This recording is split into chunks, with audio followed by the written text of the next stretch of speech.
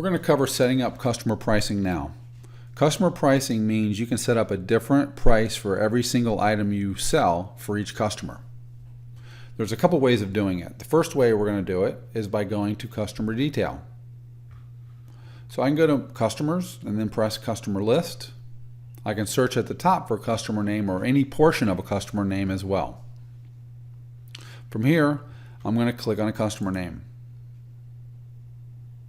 Under customer detail, I have a pricing tab.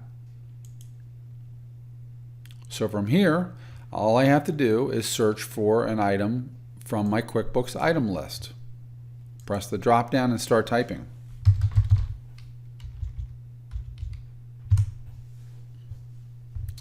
Put in their sales price.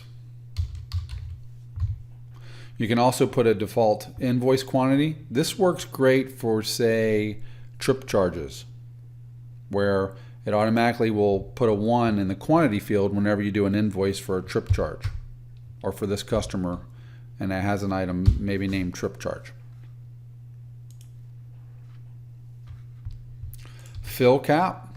Fill cap is real handy if you're filling to par or setting a level for replenishment. Frequency, you can set frequency specific pricing. So for instance, if you're doing quarterly filter changes or semi-annual filter changes, you might have the filter appear on the filter change frequency, but have the other items appear on their weekly service. You can set a default class from QuickBooks on this line item, so whenever you bill 4th Street Bar and Grill for a 10-gallon bottle of water, it can use this class. You can set a department. You can also put a sort in here. If I set the sort order, this is how these items will appear on the invoice. When you press this drop down for your item list, this is the QuickBooks item list. So if there's an item that doesn't appear in here, it's most likely an inactive item in QuickBooks, or it's an item that you haven't set up in QuickBooks yet. You cannot add new items in RouteStar. You have to first set the item up in QuickBooks, and then it will appear in RouteStar.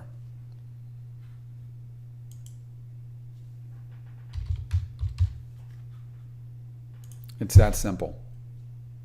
Another way you can build pricing is if you've been using QuickBooks for a while, you can build pricing from invoice history. So I go to items and then click customer pricing. Within customer pricing, if I go to menu, I can build pricing from invoice history. This really saves time if you have a lot of customers and you have all your invoices in QuickBooks. You can build history based on all the invoices. You can do it based on a date range or for a specific customer.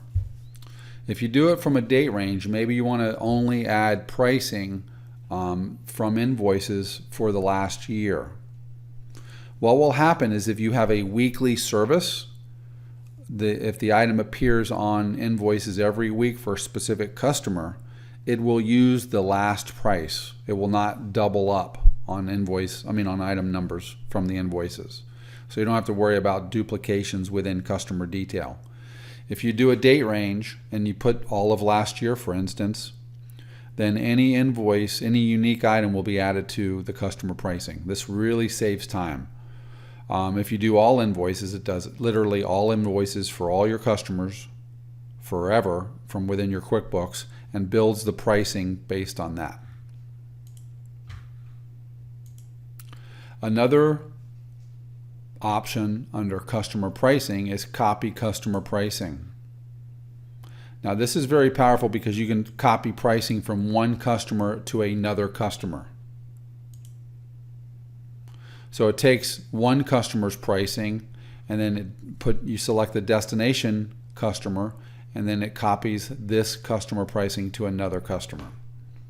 A lot of companies will have a default customer pricing set up.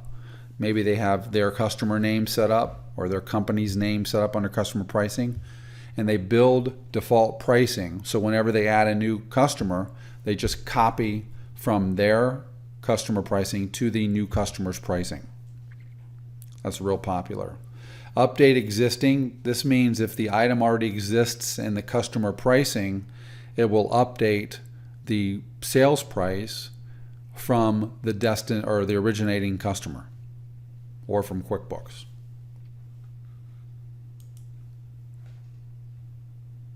Another option you have under items and item list is you can select one item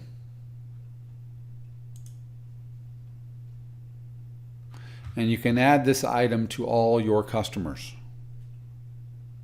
So when I press this button, you can put a default sales price in here.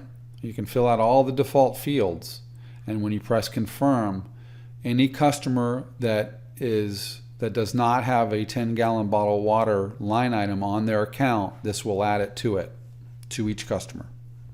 So this is real handy if you're adding a new part in QuickBooks and you want that item to appear on all the customers. Rather than having to touch each customer, this is a great way of adding an item to all your customers.